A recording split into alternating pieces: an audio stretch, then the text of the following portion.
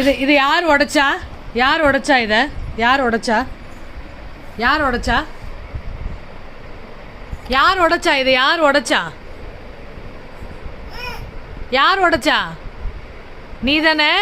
பாப்பா தானே உடைச்சா? நீ தான் கீழே போட்ட? ஓ, அது உன்னை அடிச்சிருச்சா? உன்னை இங்கே அடிச்சத மண்டையில் நீ அடிச்சிட்ட அதை. சூப்பர், நல்லா வருவீங்க.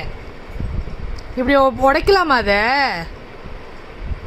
இது இப்படி உடைக்கலாமா? பாவம் இல்லையா அவரு?